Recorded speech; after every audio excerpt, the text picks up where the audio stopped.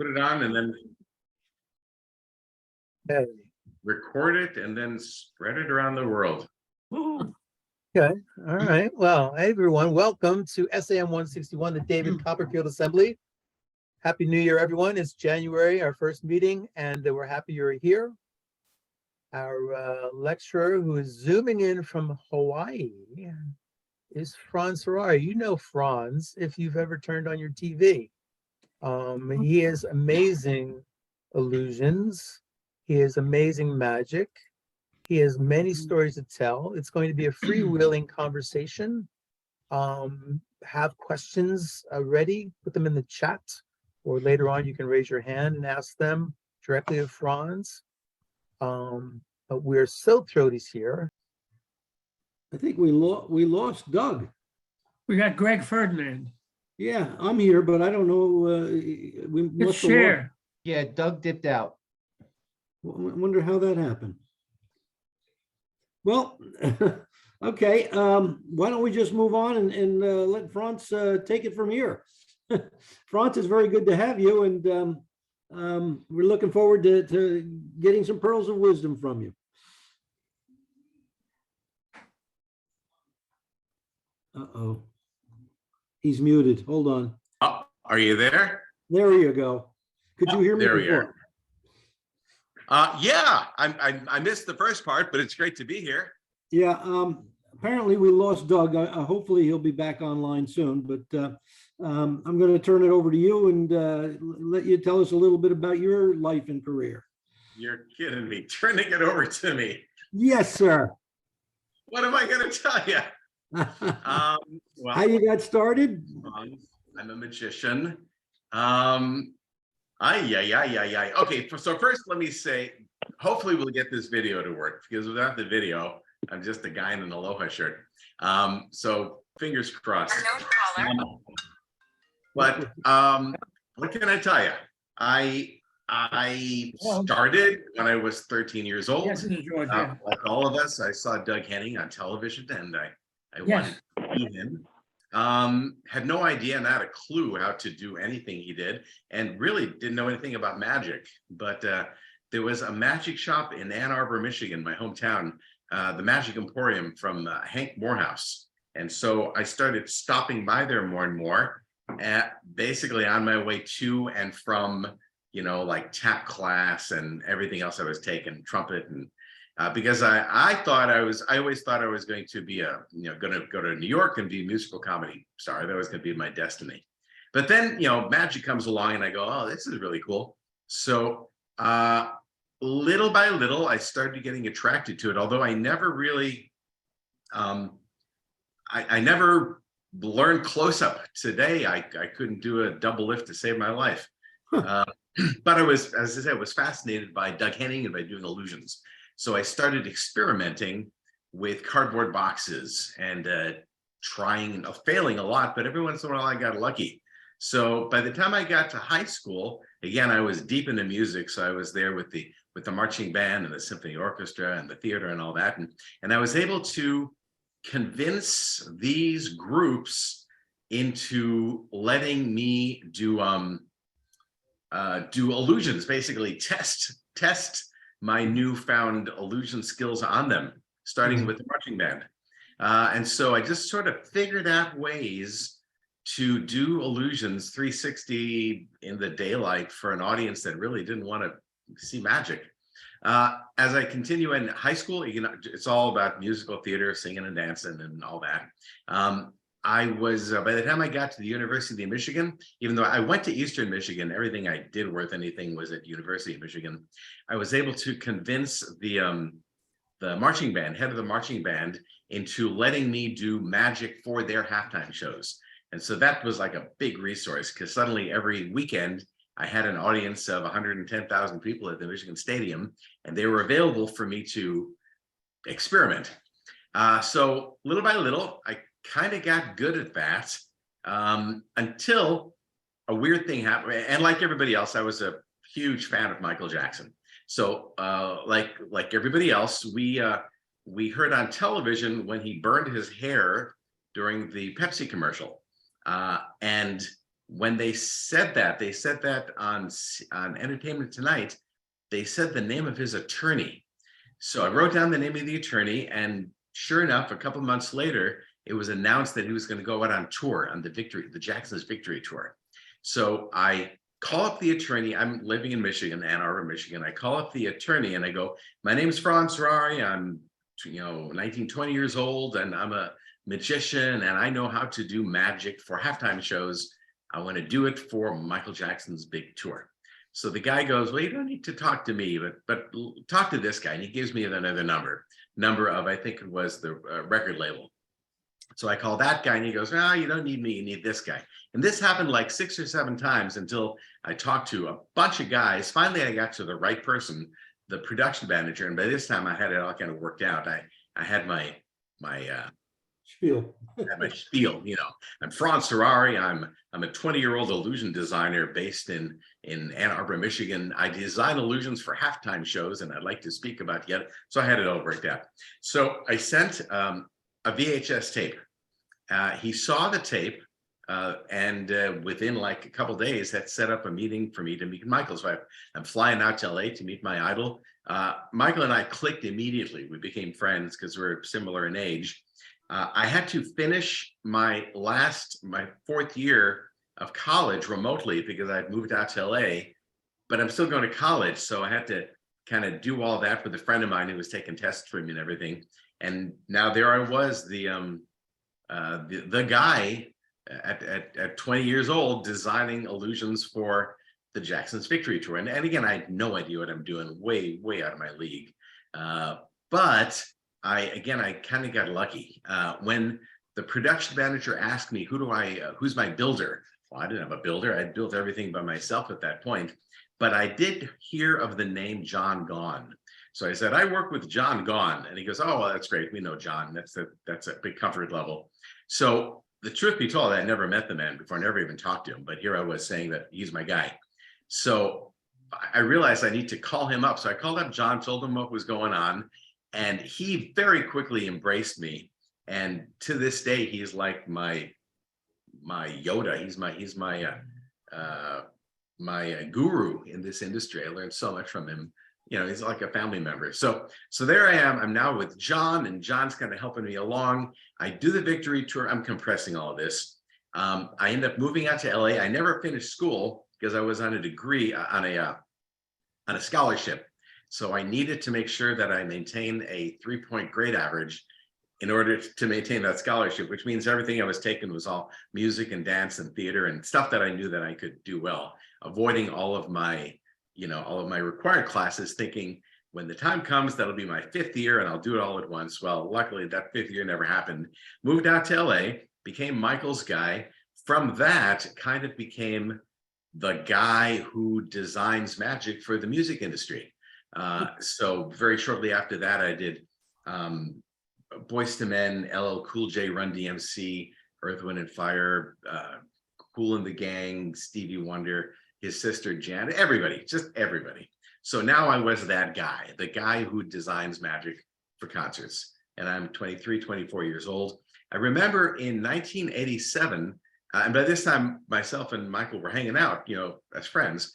I was at his house and he goes, Franz, you do all this stuff for me, but don't you miss doing it yourself? And the truth is, yeah, I did, because before I ever met Jackson, I was in Michigan doing birthday parties and church basements and car dealership openings. But I missed that rush that we all know well of performing. So I listened to him and I took everything that I'd learned from him and from the music industry, and I used those philosophies to put together my then first illusion show. It was about a 20-minute show. And basically I used lighting design theories from concerts, lighting, sound. This is before video, but you have wardrobe and choreography. So I basically made an illusion show that looks like a 1980s rock concert. And of course, I call my friends Kool and the Gang right away, and I say, hey, I've got this act I want to open up for you. So I open up for them in Caesars, Tahoe, and Atlantic City. And that sort of was the start of the second layer of my career. but still designing illusions. So now there's these two different lives going on. There's me as a performer, and then there's me as the pop music concert designer. And this, by the way, that show that I designed that looks like a pop concert has been emulated hundreds of times by other magicians. There are still, without naming names, there are still magicians today who, I will argue, their illusion show looks like my 1987 rock and roll, magic show. So I think I sort of created a genre that's stuck and sadly hasn't progressed forward for some people. So, all right, so now I've got these two careers. I'm pop concert designer guy and performer guy, and they're really moving along in tandem. As I age and mature, my style ages. I kind of went from Rolling Stone, then to a while my show kind of looked more like Sports Illustrated, and then eventually I went into a kind of Discover magazine mode, and for a while my whole show looked like Japanese anime pop, Japanese pop culture. Right about that time, I had met my wife, who's Japanese, from Tokyo. We've been together for 28 years, so huge influence there. Spending a lot of time in Japan, and again, these two parallel careers going, and with being a performer, that also meant that I'm now doing a lot of corporate shows, a lot of television and casinos and theme parks and everything that comes with that. So eventually the design thing started to blow open even bigger. And I found myself designing for other shows, for a lot of other productions. God, hearing myself talk about this just sounds so freaking pompous. That is not my intent here. So I feel like you should not at all. my website and just look at all there. So I found myself doing a lot of work for other shows, many Super Bowls and Rose Bowls and Academy Awards and Grammy Awards and blah, blah, blah. So all these big productions I'm now working for, doing illusion design, effects design, until jumping forward now, until about 15 years ago, maybe 20 years ago, I was doing producing a show for a theme park in South Korea, in Seoul.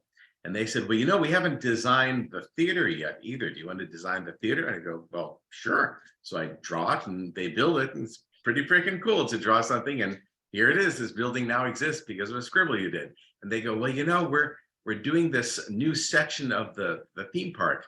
You want to give us some ideas? Well, yeah, sure. So I drew that. And that led me to, without any training, certainly without any architectural disciplines, designing themed attractions that are all based on illusions and magic.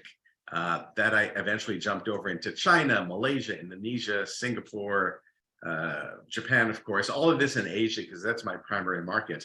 And for the last 15, 20 years, a big chunk of my career has been designing, not just producing shows, but designing destinations, designing spaces, entertainment destinations, and always using the philosophy of illusion design, and again, having no training. I've got many very, very close architect friends who want to kill me because I'm getting gigs that they should be getting because they're actually licensed.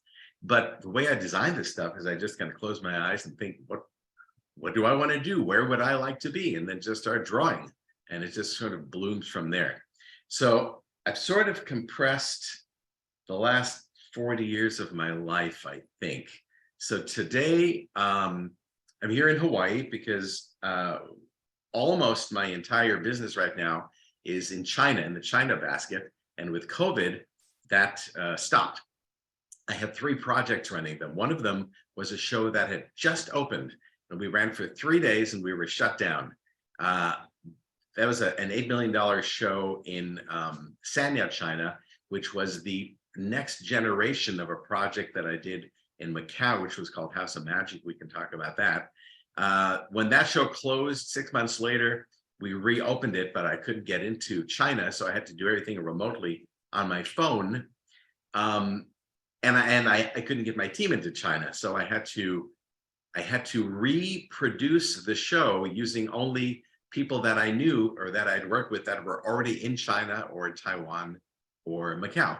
So that ran for a year, and then COVID blew up again. And so that went on life support. And then there's two other projects. One of them is a very large marine mammal show, beluga whales, dolphins, sea lions, and they're all doing illusions. So it's basically designed where the animals are doing mentalism. It's wrapped around the facade of animal communication.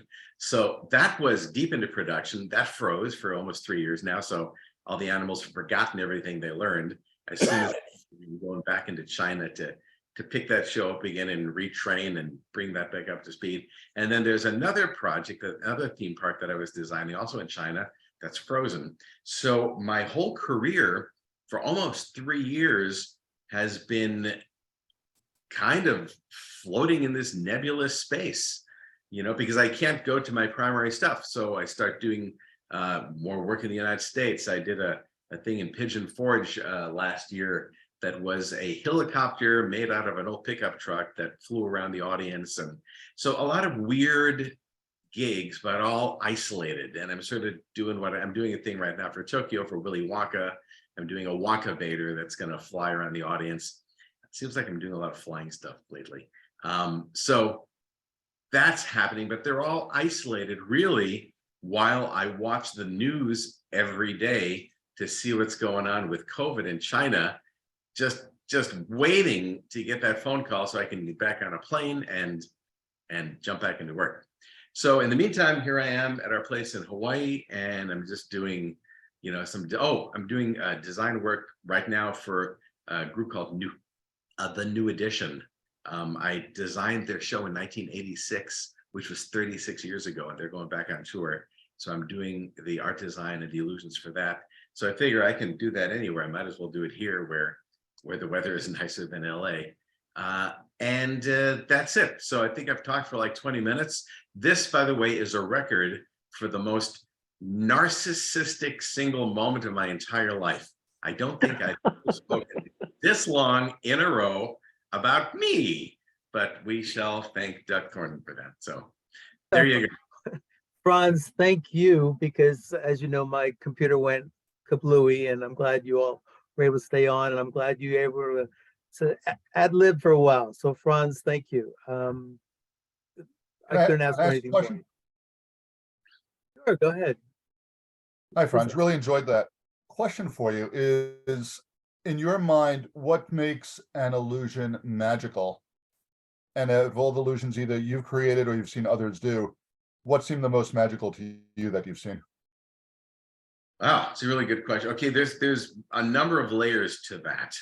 An illusion can be magical, or it can be a puzzle. It doesn't even need to be presented as magic. If you go to Universal Studios or Disneyland, it is literally filled with illusions and magic, but it's not marketed as magic. If you go to Universal Studios and a building catches on fire and blows up, that's magic. The only difference is there's not a human being standing in a sparkly jacket going like that. Yeah. One time I took my friends to Universal years ago, and I just walked around just going like that, taking credit for all of the effects that happened. And suddenly I'm a killer magician. So the only difference between a special effect and a piece of magic is that the magic is credited to an anthropomorphic element. In other words, there is someone or some animal or some sentient being is taking responsibility for that moment that happens. That's magic. If you remove that, you got a special effect. It's interesting, just to jump in that, you talked about your beginning working with Michael Jackson. I had said to my wife a number of years ago that the most magical thing I ever saw was the Cirque du Soleil show with Michael Jackson. Oh, it's great. All of a sudden his hologram appears and it's dancing on stage, and I'm like,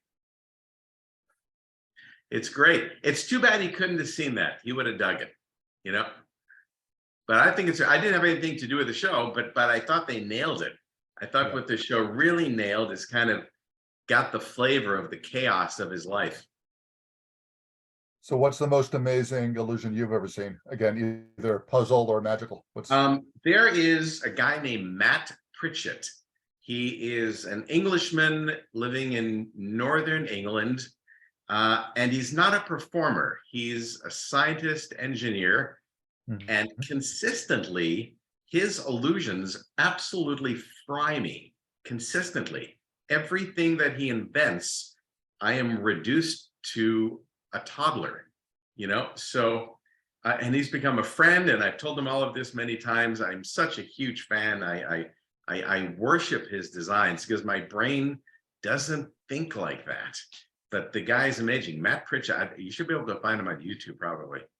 Yeah.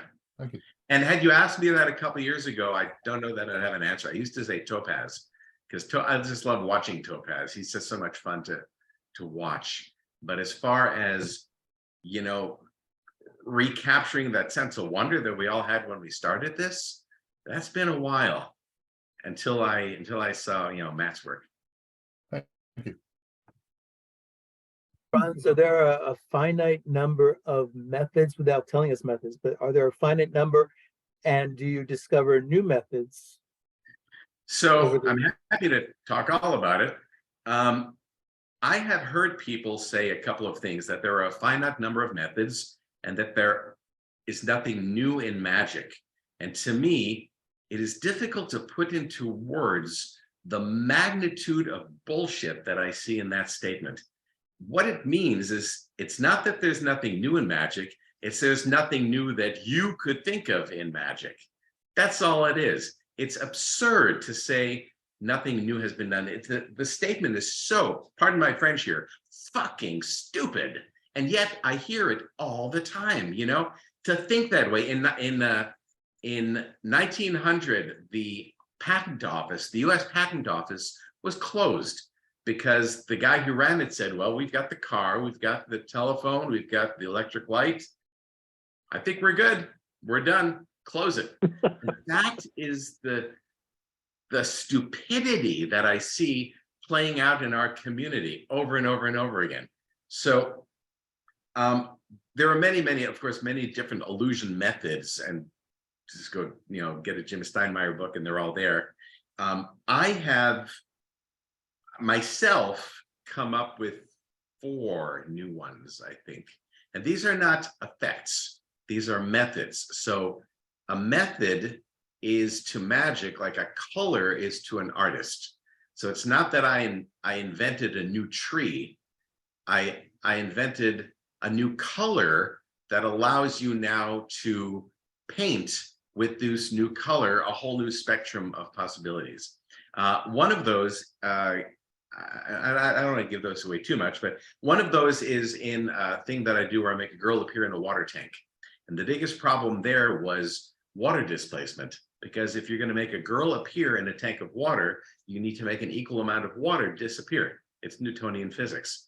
So I worked all that out, and when I got that, it's like, whoa, I got all this other stuff that came with it for free. Another thing is I've got a thing where I pass my body through a person. And that basically is a series of physical misdirections that doesn't require any equipment of any sort. It's just human bodies, but it's switching out body parts. And that principle of being able to switch out body parts with other performers on stage is new. And so with that, I'm now able, and in fact, I have done a lot. I've done appearances and vanishes, transformations, transportations, penetrations. I think that's it. And without any equipment. So that's come really, really handy, especially when I'm traveling myself and you get a call to do a TV gig. I did a thing for CNN some years ago, big gig, and I had no equipment, no people. So it's like, all right, how do you fill 38 minutes worth of television with no equipment? So that's where I thought, all right, I need to put my money where my mouth is and start using all of these principles that just use the human body and don't use any equipment.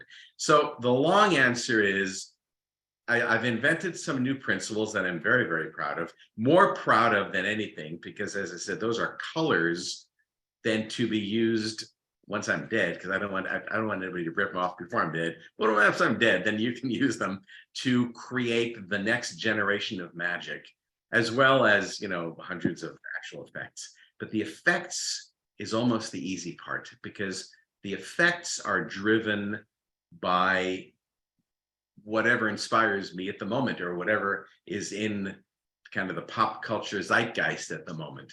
So that's almost this self-perpetuating animal. Effects are always going to be driven by the psyche of whatever culture you're working in at the time. The secrets that you say will not be revealed till later, are they cataloged somewhere in a secret safe, or? So about 25 years ago, what I started doing is every time I develop something new, I shoot it. And in my computer, I have a file that's called how to. I'll tell you all this. In my computer, there's a file called how to, and you open that up and it's got hundreds of videos of illusions showing how to perform them, but also breaking down not just the how, but the why of it, the fundamental psychologies at play. So it's basically a how to do everything that I've ever worked out in my life. And, you know, a handful of people know my computer code and my password. So if I get hit by a UPS truck tomorrow, that's there. But until then, I'm holding it for myself, you know. Right, we'll stay out of the street. We don't have to worry about that. Here's kind of a dumb question, but do you still love magic as you used to? Two ways, as creating it and just seeing it performed. Seeing it performed, you know, my home in LA is literally 7 minutes from the Magic Castle. We live on the same hill. I bought the house because I wanted to be close to the castle. And there was a time when I was there 2 or 3 times a week. It was my hangout. Then as my own career started taking off, you have less and less time for that. And today I go maybe once or twice a year because it's right there, you know? So if I hear that there's a new illusionist doing something new, then I will pursue that. I've never seen the Ehrlich brothers in Germany. I really want to see. I've seen everything they've done on video, and some of it seems too good to be real, to be honest. So I'd like to see the live show and see how much of it is television production and how much of it is real. But what they're doing is pretty killer, at least it is on video. So I really want to see them. I haven't seen them. But that's really all about it. I don't pursue anything other than illusions, because that's really my passion. You know, Franz, when you talked about seeing all the close-up guys at the Magic Castle, do you ever sit back? Are there ways you think as an illusionist that you think close-up performers could learn from? I mean, different ways that you approach the art you say, hey. Illusions and close-up are almost two completely separate disciplines. Again, this is coming from a guy who has no skills from the wrist down, but I'm, you know, close friends with a lot of close-up guys, you know, Shin Lim and everybody on from there. So I understand the skill and the process that's needed to develop new magic, and I've got a huge respect for it. But it is different from my world because they are in complete control of everything they do. They're an army of one. For me to do anything, I need to think on a different scope. I need to think, okay, I've got this crew available and these dancers and this tech and this engineering, and the sun is behind me, and I've got these clouds and there's a wind factor. So you're taking into account this entire environment and all these human resources to then try to create some magic. So it's a completely different skill. But I'll kind of go off on two different tangents here.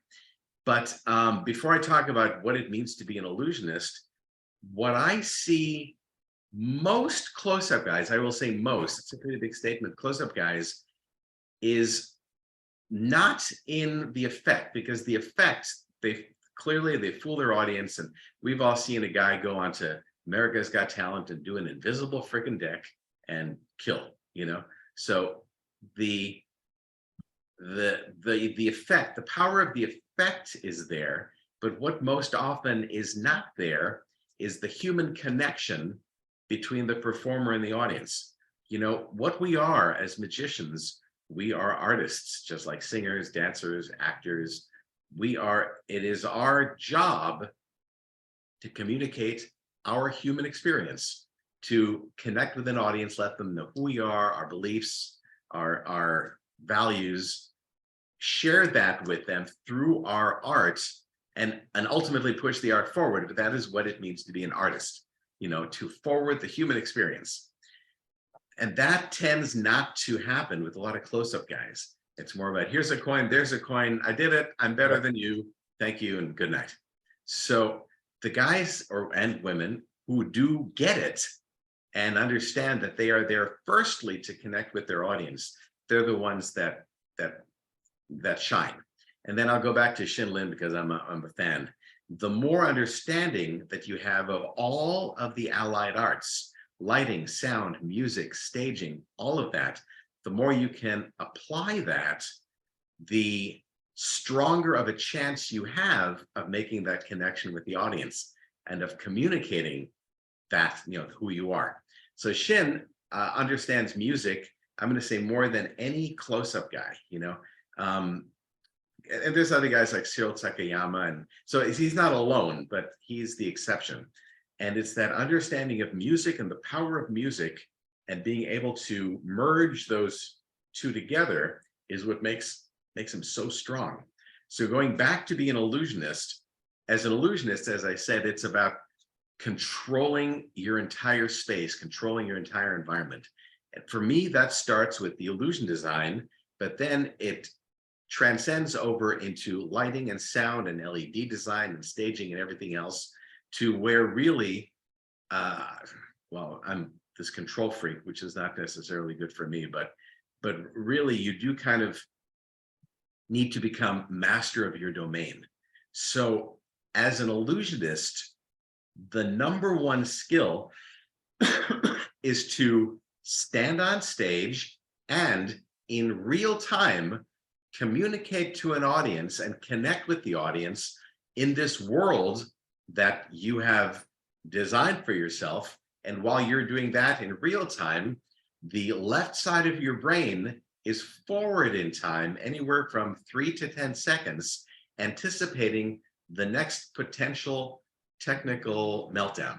So when I'm on stage, again, because I designed everything, I'm fantastically aware of every potential little screw up, everything from a light fixture falling down to anything, so while I'm there talking to the audience or performing, the real work is happening as I anticipate potential failures. I wait for them, and every time I get over a bump, you go to the next failure, and the bump of the next failure, you're always ready for it, so that when something does happen, you're immediately ready to respond and compensate and dance around it, so that the audience does not realize that there's been a technical failure at all. That is the biggest thing, the biggest mistake you see a bunch of new guys who are just starting out in illusions do, because they don't understand that anybody can frickin' go by an interlude or an origami, and in a couple of minutes you can point and do it. But what happens when something fails? And then taking that and layering on top of it the ability to be able to affect your audience on an emotional level. Thank you. Franz, hand in hand with that, there was one of the TV shows where you were escaping from train tracks, and there was a problem with the cell phone connection, and yet you still aired that show. Can you talk a little bit about that? I think there was a show called Amazing Escapes. So that is a really, really good example of controlling the entire space. So what it was is, I'm going to teach myself to escape from these chains. It happened in China. I'm going to escape from these chains. And once I've been taught to do this escape, I'm going to put my money where my mouth is and get tied to these train tracks. And we've got people set up all over the place with cell phones to track the train and to be able to time everything out and blah, blah, blah, blah, blah, blah, right? So in the show, the cell phones fail, but we're going to do it anyway. All of that is the illusion. There's no cell phone failure. It's all it's all designed, it's all calculated, everything. So what I do is basically I'm a storyteller, so I figure out the end result, I figure out where I want it to go, and then create a dramatic arc, which means you got your setup, you're establishing the goal, you're just about to attain the goal, then there's a problem, there's a conflict and resolution to that problem, and then success and celebration. So there's your dramatic arc. So I needed to create conflict. So that conflict is, we've lost communication. And I use that formula in just about everything that I do that is stunt related, because I learned early on, there's nothing entertaining about watching a stunt go perfectly. The reason you go to the circus is not to see the elephants, but to see if this is the night where the guy on the tightrope dies. Am I going to be there that night where somebody gets hurt? It's why you go to NASCAR and air shows, and because we as an animal crave that chaos. We want to be a part of that. So I look to create the illusion of chaos in everything that I do on stage, not so much on in a real world situation on television. On stage, also true, but you can't do 2 hours of chaos. So basically, I save that for the very, very end. I've got a section in the show where it looks like I get chained, locked into this metal box, and get picked up, and there's a technical failure, and one of the chains break, and I seemingly fall out, catch myself at the last minute, and so it looks like a big technical meltdown. And in the end, it's a gotcha where I disappear, reappear in the back, yada, yada, yada. So I'm still taking the audience down that journey. Everything is fine, and now there's a conflict, and I'm going to solve that conflict, and I'm going to pull off my magic, and I'm a hero, and thanks very much. So, but I save that towards the very end, and even there, it is strategically placed because the entire show has a dramatic arc. The show is, this is who I am, this is what I do, but I'm a normal guy. Now I'm going to show you something really cool, but I'm a normal guy, so I'm going to connect with you even further. Now I'm going to deconstruct myself by doing a mouth coil with a little kid from the audience. And now I've got that connection with the audience, and the audience is there with me. So now when I go into this big escape thing and there's a technical failure, the audience has a stake in it because they feel a connection to me, and now they care about my safety. If I had done that at the beginning, nobody'd care. I'd be just another guy doing an escape. So the entire show, I have meticulously thought through dramatically in that arc, as well as every section of the show has its own little sub arc. I may be going off on tangents here. I don't know what we should be talking about, but there you go. You asked the question, Fine, Franz. We love it. We love it. Anybody else have a question before I jump in again? Raise your hand if you want, or hey guys, some of you put things in the chat, but when I lost my connection, I lost the chat. So if you want to raise your hand and ask your questions that might have been lost or not answered yet, please do. I have another question. This is probably just for me, unless maybe Greg or maybe Scott know. There was a magician I knew from years ago, your friend Ken Allen. Sure, Kenzini. Yeah, Kenzini. Magic Palace. Yeah, so real quick, one of the first magic shops I went to was in Ken's basement, his mom and dad's house. But anyway, he wasn't there. We sat on the porch waiting, and he finally showed up. But then he had a shop in Union. But tell us a little bit about meeting Ken and your friendship with him, because he passed away a few years ago. He had Parkinson's, and he's in 2007, I think. 2007, right? Long ago. Yeah.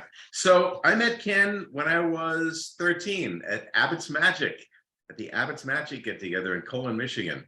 And he was probably 18, 19, a little older. He was old enough to have a brochure. I remember that. And I was really impressed by that.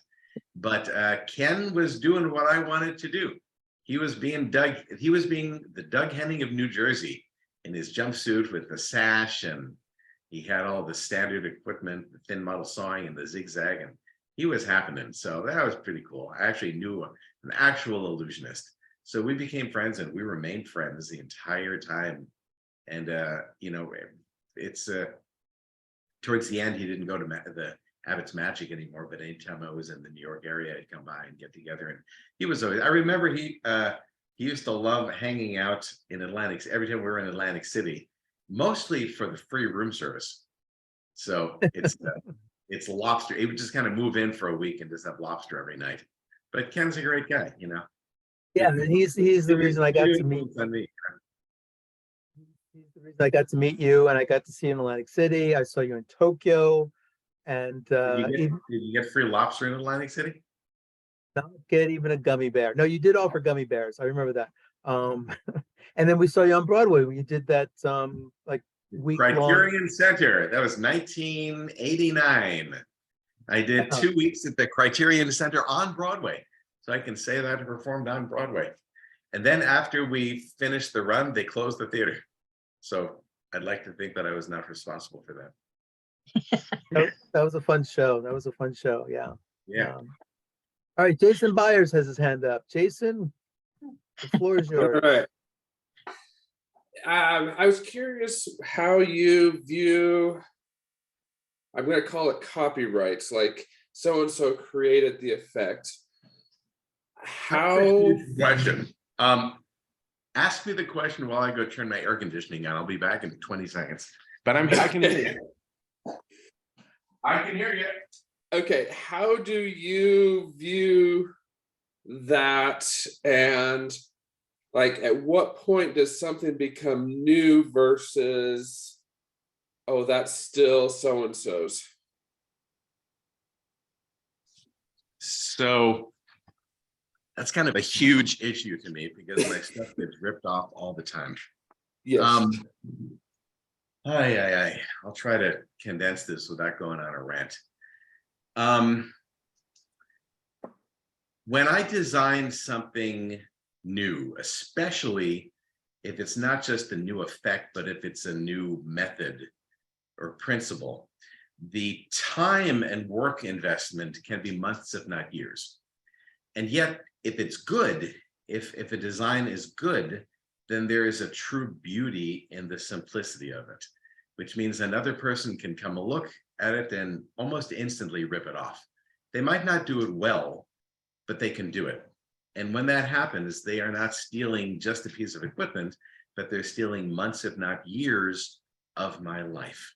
And it feels like getting raped. It feels like somebody comes into your home and steals your prized possessions.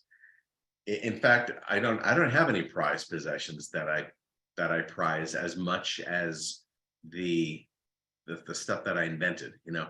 So when that happens, the people that do it, they are either truly evil and malicious, and from my heart, I hope that every one of those guys dies on the side of the road in a pool of his own bile. From my heart, I mean this.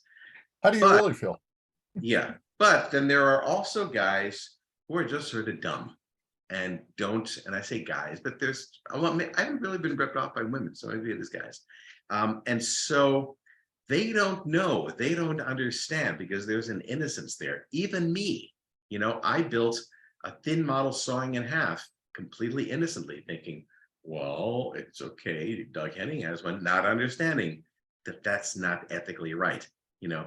So there's a learning curve that hopefully all of us go through, and with that comes an understanding of what it means to, you know, to cannibalize each other, because our community is so small, it's so tight, we cannot afford to screw each other over. There's just not enough of us, you know, and yet it's still happening. There's a place in China, a website that's got a promo of mine, a video promo of like 10 years ago, and all of the illusions are numbered, and then you can go to their website and you can buy a knockoff pirated copy of that prop from my website. So I've got 2 killer Chinese attorneys, but unfortunately with the Chinese copyright laws, there's nothing you can do. So it's the world is evolving, and all we can do right now as a community is try to protect each other. And when you see it happening, call it out, expose them, and expose them for doing what they are in an effort to get them to stop. I found that works pretty well. Also in the States, it's a little bit easier to protect it, but it's still expensive.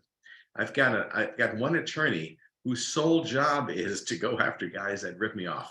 That's all he does. But still, it costs me about $1,000 every time. So for the last 30 years now, I just keep bleeding money to shut down all these little bottom feeders, you know. But beyond the maliciousness and evil of it, the biggest problem is it is causing stagnicity to our community, because so long as we keep ripping each other off, the art is not going to move forward, you know. And on top of which, guys like Lysander and Kevin James, real innovative thinkers, they are not motivated to come up with new material because they're not going to be rewarded for it. You get ripped off, and so you take the easy path. You know, I've seen this more and more and more. Even myself, you know, I have an ongoing argument with my wife. It's I eat, sleep, and breathe this need to create the next thing. I need to make the next thing. I feel like that's what I'm here on this planet for.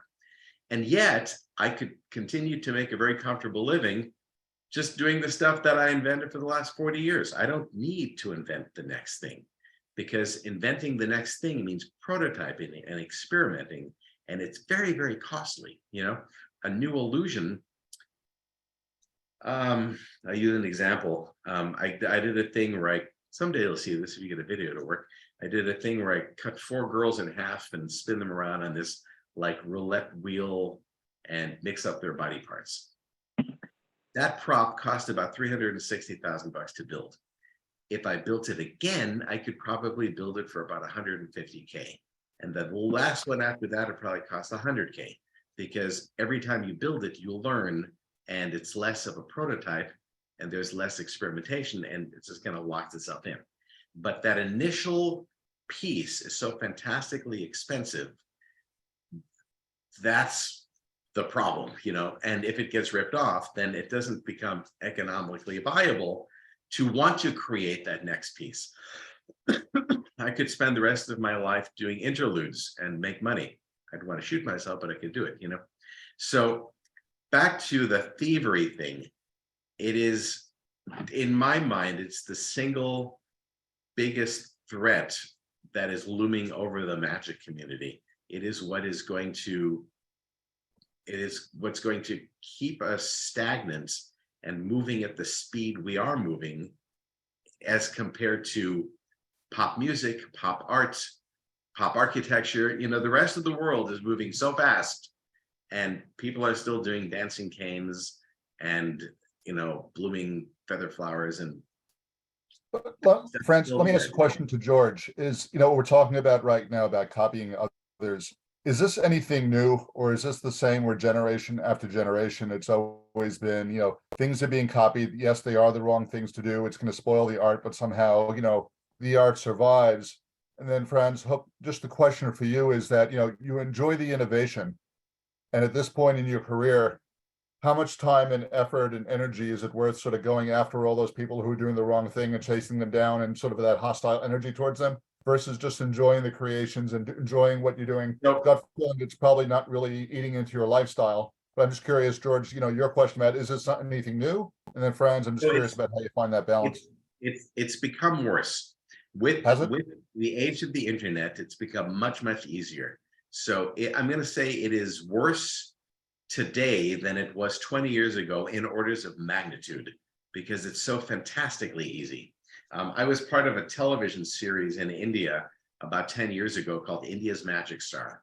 They had produced 5 episodes, and now they were screwed, and they didn't know how to do the rest because they had no magical knowledge. So they brought me in. Firstly, I was going to come in as the Simon Cowell of the thing. And then I realized that they have a much bigger problem, because their production model was based on the idea of having a room with a couple of 20-somethings watching YouTube, watching all of my friends, all of my fellow magicians, and cracking the secret And once they've cracked the secret, they would then try to build the prop themselves and then figure out how to do it and put it on television. And that was the plan. That was the business model of this series. So I went in there and I said, okay, look, I will design, at the time, I think it was 220 new effects for you under the condition that you stop cracking the secrets of my friends. So that was 12 years ago, and it's gotten worse, you know? So there's that. As far as this cat and mouse game that I still play, I've sort of come to terms with the fact I'm happy to spend $1,000 to shut a guy down. So that's sort of my limit. And I can shut most guys down in developed nations for about $1,000. So I don't mind doing that. It's just like, you know, being in a shooting gallery. Whack-a-mole. Yep. You know, but the bigger philosophy, I guess, is that I'm not as bitter today as I was 5 or 10 years ago. Sure. And so now it's just this process of creating so much new material that I will leave this trail of IP in my wake, knowing that some of it's going to be ripped off, but I have continued to move forward. So that which is being ripped off is being ripped off from stuff that I did 5 and 10 and 15 years ago. And the best I can do is know that I continue to be ahead of the game. And honestly, I could spend 3 hours on this because I'm just skimming the tip of this. There's so many, I have so many stories of piracy. It's ridiculous. And it's a 3 hour. It seems like a good healthy mindset. Because my gut feeling is, you know, it's been around. Maybe it's gotten worse now, but it's not going to end. And so the question is, you know, what percentage of your time and effort and emotion do you put on something like that versus the thrill of what you're doing? And also, I light a candle and pray every day that all of those bottom feeders die unhappy and unfulfilled, and that's good. Franz, that's a good response, because obviously this has gone for hundreds of years, obviously doing Magic, and also, you know, it is a cat and mouse game, and it's really tough because, you know, people want to see great creators create, and that, I think that pushes all of us to the next level. And I also think that it is very tough, and you know, because you want to put something out for the community, for the greater good, and unfortunately, you know, nothing's 100%, but it really is to hear from not only you as a creator and a worker, but also just to see, you know, how things have developed, how things have come. But, you know, we do appreciate anyone who invents and creates, you know, because without that, that's what pushes us, all of us, to the next level. And not to stay on the bottom, but, you know, we should be the best of the best that we can be. So it's good to hear that perspective of someone who's done it, seen it. And I'm a big fan of yours since I was a kid. Now that I'm a bigger kid. So it's good to see that you're still doing it, and you're still striving for excellence. I think you got to. If when that stops, it's like, what's the point? What else do we offer this world? You know, what else? What's the point? You got to keep moving forward. You know. Ron, someone asked, is there a book or books you would recommend, non-magic, that inspired you? So here's a little secret. I am dyslexic, so reading is a really unpleasant experience for me. I made it through college. Actually, I never graduated, but last year I got an honorary doctorate. So there you go. So the message is, don't worry about studying. Eventually they'll give it to you anyway. But I got through college without really reading a lot at all, because it was all music, theater, and dance. And when I was in elementary school, they thought I was retarded. So I had to go to a special school during the summer for reading. And then, so you can imagine when you're in your 20s and you realize that there's this thing called dyslexia, suddenly, oh, it's this huge load off your shoulder. Anyway, I don't like to read. I've never read a book in my life. I'm pretty good with like science and technology. You know, there was a time when I read a lot of science magazines. Now it's all on YouTube. But I tried to read Jaws. I got like a quarter of the way through it. But I don't know. Well, you know, Thomas Edison, he had problems as a kid too, and they thought he was not very smart. So right. You know, I've thumbed through books that Jim Steinmeier put out. and they seem pretty great. But there's this also stupid thing. I'm not in any way advocating this, but I tend to avoid looking at other people's designs because I don't want to be influenced. And it's stupid because sometimes I find myself reinventing the wheel, happens more than I would like it to. But I've got this aversion to doing anybody else's stuff other than my own. And so I don't even want to see it. People come up to me regularly and say, oh, I got this idea. I'm going to show you something I'm working on. It's like, no, don't tell me. I don't want to know, because maybe I'm already working on it. And if I am, then there's this weird thing of, oh, did I steal it from you? So it's a weird thing. So that goes back to Matt Pritchett, the Englishman, who is so out of the box and thinks so differently from all of us that I love talking to him, because I know that I will never come close to his genius. And it's just inspirational, Franz, this is David First again, the memory guy. The funny thing, you didn't want to look at the other designs, but the other argument is, that can inspire you to come up with something else, even outside of on the other end of the spectrum. So there's got to be some kind of a balance, I would imagine. It is. What you want to see, what you can. Yeah, for me it has, because I'd like to think that my stuff looks different from other guys, I've seen some really, really cool things and I go, damn it, why didn't I think of that, But and maybe I'm fooling myself, but I would like to think that my general design style is different from others, even though it's being copied by a lot of others. Its origins are of me, I got a couple questions, I guess, too. One's a statement and a thesis, and another's a question. First of all, you've been really successful in inventing things. So if you could take us through the process of doing that, from a germ of an idea to when it finally gets realized and performed, whether it's a similar thing for all of them or very different, and how long those stages take. And the other thing is, I love close-up, and I'm usually not so hot on illusions, but I think about this feeling of wonder. And for instance, I got the feeling of wonder when I saw a close-up. I saw one-timers doing oil and water. Now, there's not a story there, really. It's like an impossibility, but somehow it just fries you. And then I'm thinking, I'm watching Slidini on the tapes that you see on YouTube, and he engages people, and he makes a little bit of a sketch comedy out of what he does. So he does engage an audience, and there's a little bit more theatricality to it. And then I think about Hervé Leroy doing Azra, for the first time when people hadn't seen that would inspire awe and theatricality. And what I think I'm getting from you is the crafting of story with emotional lulls and engagement is a lot of what your secret sauce is. That's a big part of it.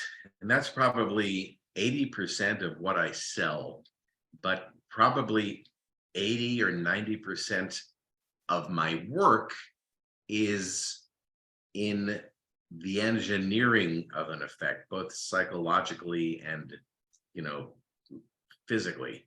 So there's the mechanics. Oh, there's so much to this. To answer an earlier question, there's like 4 different approaches. I kind of was thinking about this while you're talking. If I'm designing for another show, for another artist, for a pop concert or whatever, I will meet the artist and I say, all right, if you're Harry Potter and you've got actual magic powers, what would you do? What would you give to your audience? What would you present to your audience? And you try to get into their mind. Now, usually they just say, I want to appear at the beginning, I want to disappear at the end. So you got to kind of do some real excavation there. But you try to get into their minds, and then once you know where they're at, then for me, I tend to go to my old bag of tricks, to methods and designs that I've used in the past that I know are rock solid, because I don't want to experiment or break new ground on someone else's dime. It's as a businessman, it's stupid, you know? So I go with what I know, and then I take those existing formulas and I kind of mold them into producing what I believe is coming from the minds of the artist. Or if it's not a pop concert, if it's a corporate or whatever it is, whatever is needed. So you figure out what is needed, and then I'll take kind of surefire stuff and figure out how to put together in this Tinker Toy set that thing which is needed. If it's for me, then I tend to be driven by imagery. I'm a big fan of quantum physics, of particle physics and science. So a lot of imagery comes from that, because as an artist, we should be communicating who we are and what our passions are, and those are mine. So I start with that and then kind of reverse engineer, how do I get to that? How can I make that? Then there's a third approach, which is, it's stupid, really, it's stupid, but it's like, it's purely driven by ego. It's, I want to fool my fellow magicians. I want to fool my friends. And the only way that's going to happen is by coming up with a method that they don't know about, that doesn't exist yet. So I will go out in search of a new method. And then once I've got that new method, then I will back engineer and figure out how can I apply that new method to create an effect, hopefully an effect that also has not been done before. So that's really the stuff that I'm most proud of. The stuff where I go out really challenging myself to come up with new ways to accomplish new effects. And I feel like that's the biggest, that's really my legacy. That's what I'm going to give to the magic community, when I get hit by a UPS truck. So those are the biggies. And then the other two are just they're driven by a business sensibility, design for the project and give them what they need. Or if it's for my own show, design what I want to do. Or sometimes there's a crossover.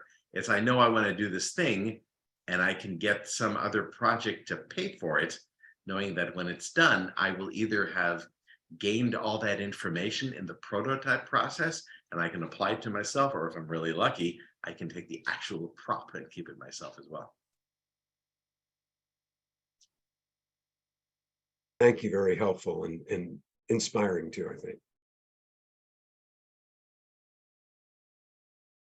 Quick question, Franz. This is random, but you said anything goes.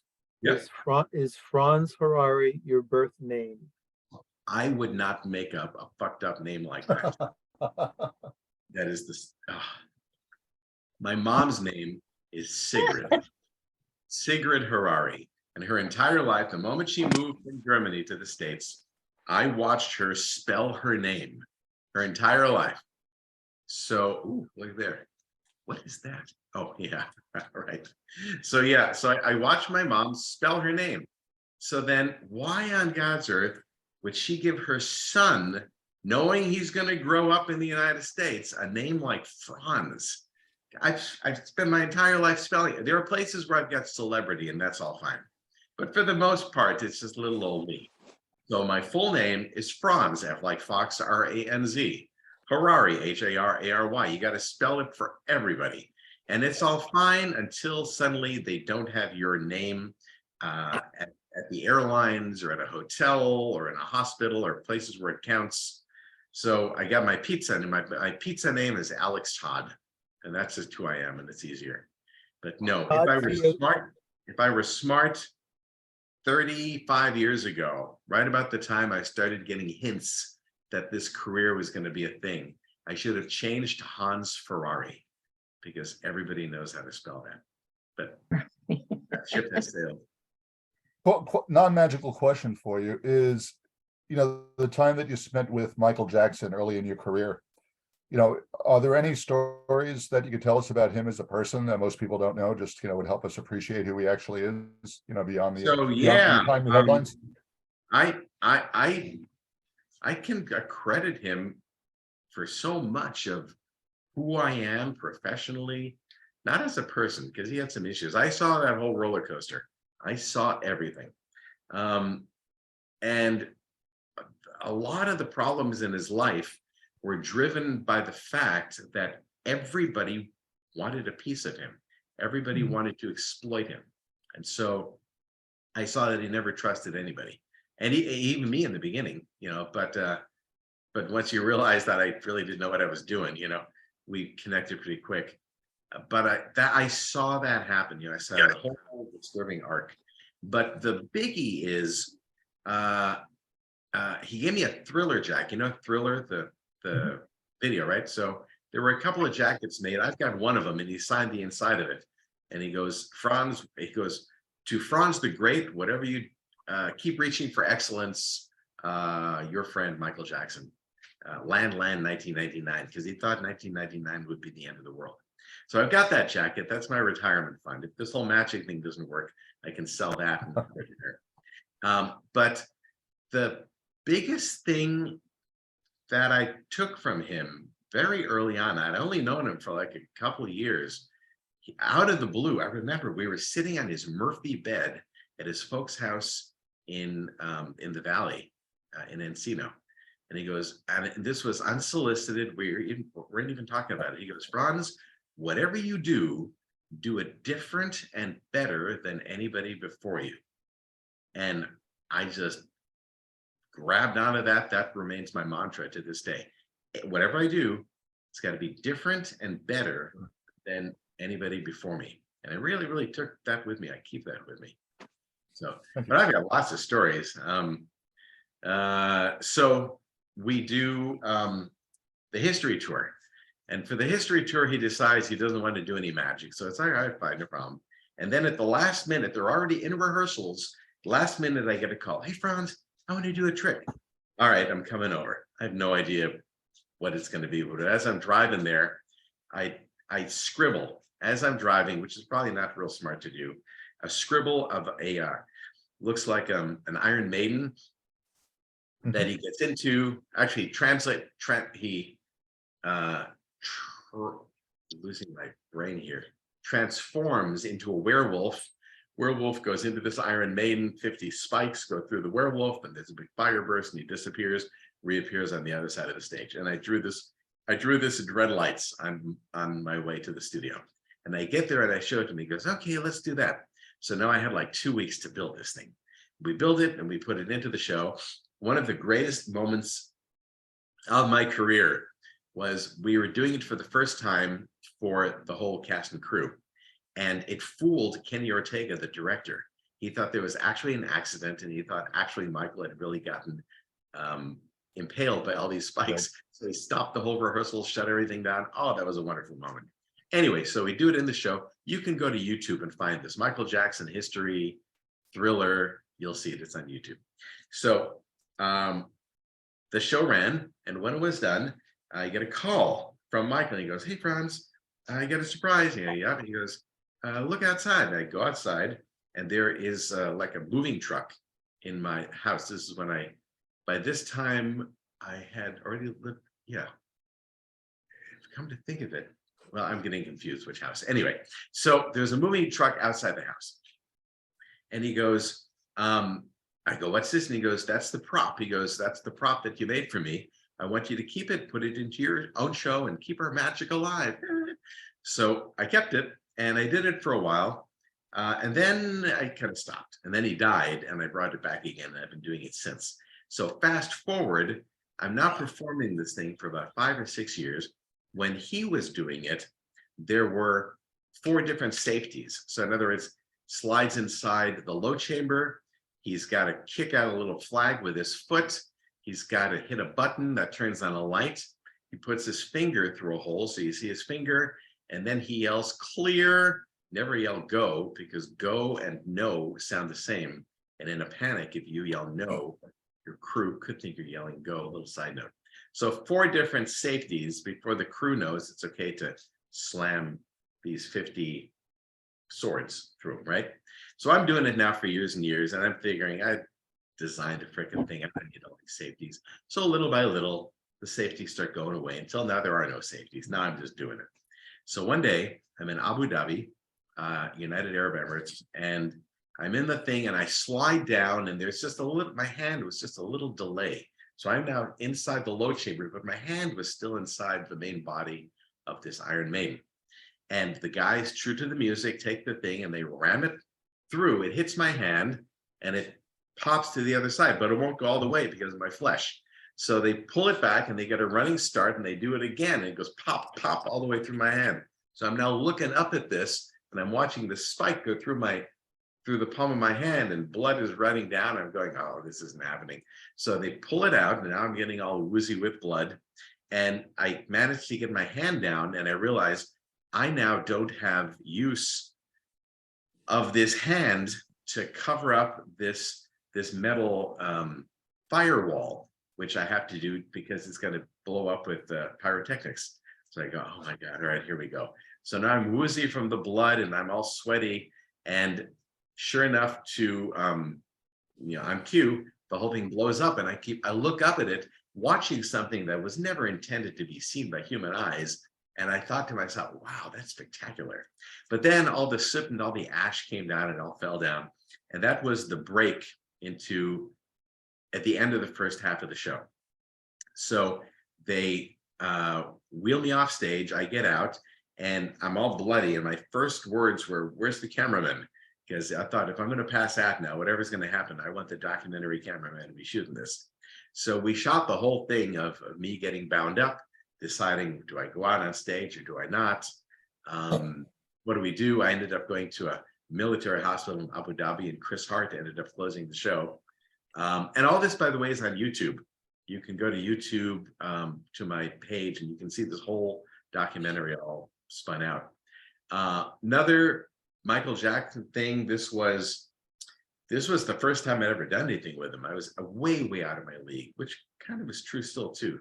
Everything I do, I was slightly out of my league. So didn't know what I was doing, but I knew that he wanted to float in the air. So I came up with an Azra levitation. And we're rehearsing it in LA at Zoetrope Studios and big soundstage, and everything's fine. And now we get to Kansas City, Missouri. And it's windy and it's Dorothy and tornadoes. And so now we're outside in a stadium and it's windy. And for the first time, we go to practice the Azra and the Azra form takes off and a wind comes in and it starts flying all over the place like a kite. And I look down and I see this line of attorneys and record company people and managers, and they're all turning white, watching their $1 billion fly through the air. And thinking, this is it. I'm going back to Michigan. I'm doing birthday parties in church basements for the rest of my life. So I figured out a way to do it by having one of his brothers hold on to the form the whole time. And honestly, it was not good at all. It was pretty bad, but it worked and it was good enough to get me through the tour and, launch me to the next thing. So it sounds like he was a good sport. Yeah, I mean, we did so much together. The only person who has done more magic than Michael is Missy Elliott. So Michael and I were doing, well, I designed Neverland Ranch. I designed the theater and the whole ranch is filled with illusions.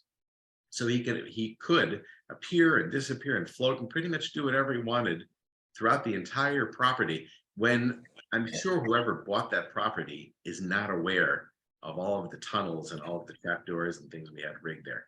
There's just I'm sure they're still discovering it. Thank you. That's great. Thank you, Franz. Joe has his hand up. Joe Segaris. Hi, Franz. How are you? Except for my voice running out, I'm pretty good. Yourself? I'm kind of right with you there. You had mentioned Jim Steinmeier a couple of times. Did you and Jim ever collaborate on anything? I've always enjoyed his illusions. I just love him.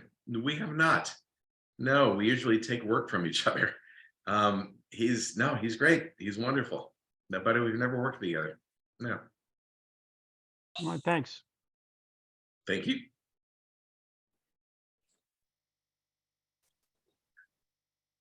I feel like Turtle Talk. You ever gone to Epcot Center?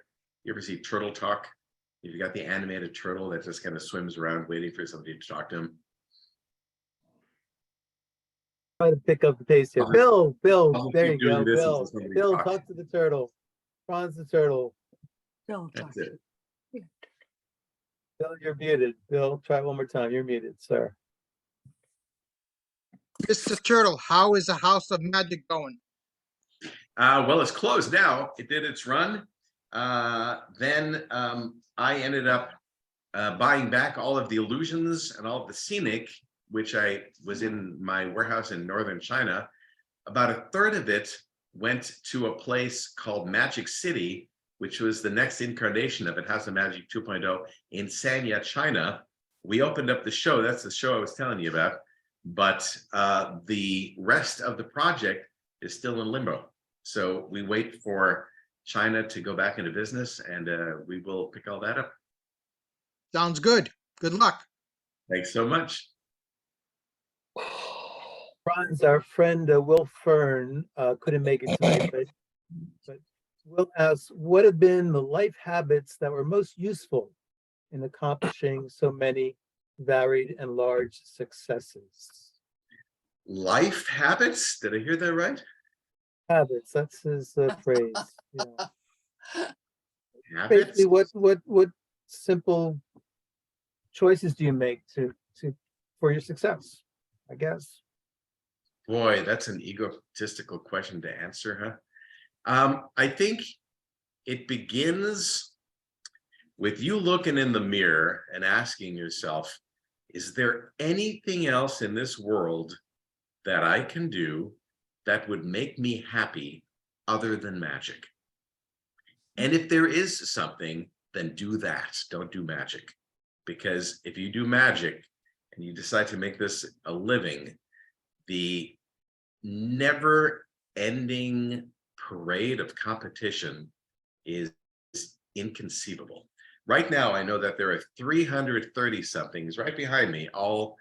They would all sell their mothers to replace me today, you know, and you live with that. You wake up every day knowing that. So it is in fact, that's why COVID was kind of great for the first 6 months, because everything stopped. I could relax. It's like, oh, this is nice. But then boom, it's right back again. So the competition is unbearable, on top of which there is a very, very small market for magic.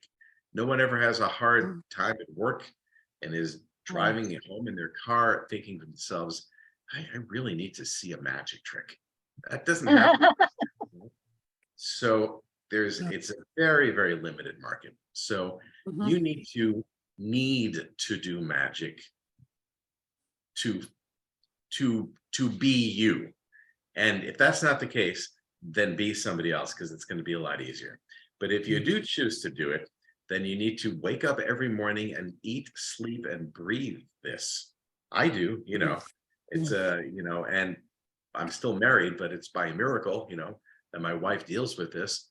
You know, it's this complete monopolizing obsession with creating the next thing, with creating excellence and continuously moving forward. It eclipses everything else, you know, and you need to make sure that that's who you are. But that's I guess that's the single prominent life, you know, habit.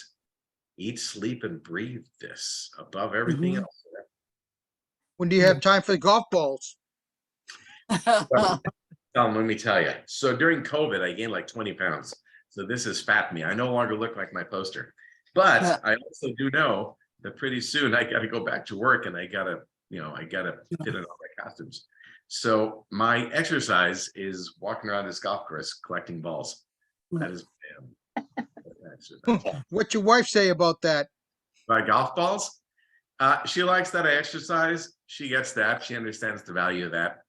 But she also knows that anytime we're hanging out together, if I'm near this golf course, that whatever we're talking about, there's this subliminal, you know, understanding that I'm looking for golf balls. Sort of, it's like Easter. Every day is Easter. What are you going to do with all of them? I should, let me see what I can show you. Huh. These are, oh my gosh. Here, That's quite a collection. Wow. Yes. those are my trophy. Yeah. Those are my trophy for exercise. I have a question for you. Sorry, carry on, Go- Robin. Yeah, go ahead. When you were talking about when you were young, you're dyslexic, and when you were young, that it was misdiagnosed, and they were saying, "Oh, well, you have mental retardation," term at the time. Yeah. And at what point did you realize that? Excuse the vernacular. At what point did you realize they were all fucking idiots, and you knew better, and you just moved forward regardless of this diagnosis? Well, I didn't know I was dyslexic until I got to college. Yeah. And I started hearing about it, and I go, oh, that's me. Yeah, that's me too. That's how I think. Mhm. Yeah. I flip letters back and forth, and I flip colors back and forth, and Yeah. pain in the ass, I'll tell you, because I can read perfectly, but I have no idea what I'm reading. There's no comprehension. Yeah. So for me to understand what I'm reading, it's not fun. And then I talk to other people. I find out like there's other people like Steve Jobs and Spielberg and Elon Musk, and so I'm not alone. We were talking earlier about the creativity and the visual nature of your life. You could see how things were developed, how things fit together, how things manipulated in the world. And so you had this type of visual learning ability. And as a child, I'm a visual learner myself, so I know as a visual child that people don't always understand that this is how things need to be for you. So Right. how did you take that uniqueness and develop it into who you are now? Well, the hardest part was college, because I had to memorize scripts, all these operas and musicals. You're in theater, so you got to memorize scripts. That was the hardest part. But once I kind of realized what's going on, I also recognized that when I see something, how do I explain this? When you see a chair, you most likely only see 3 legs of that chair, but there's this library of knowledge that allows you to fill in that 4th leg. It's there. Yeah. I don't do that. I don't assume that there's a 4th leg there. So I kind of see everything with the analytical sensibility of a toddler. Does that make sense? So I'm looking at everything, and it's kind of an exaggeration, but I'm looking at everything almost for the first time, assuming nothing. And if you assume nothing, then that opens up a pretty big universe of potentials.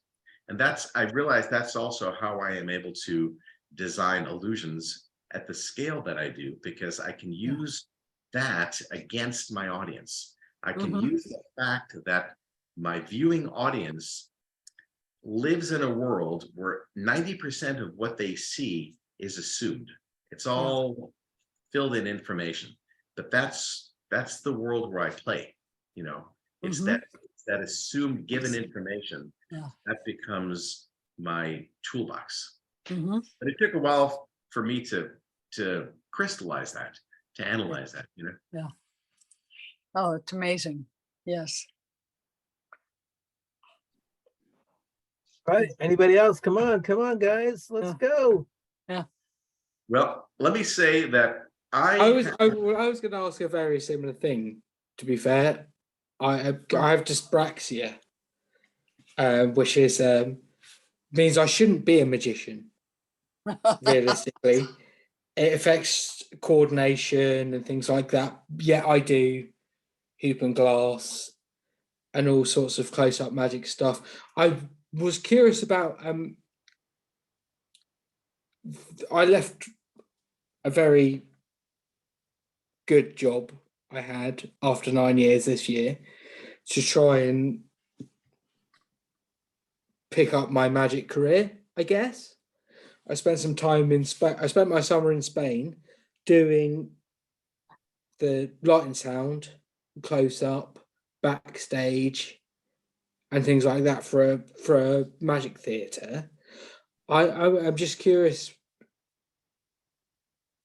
like, what you think about how you say that it's empty for a point that either you need better backstage people or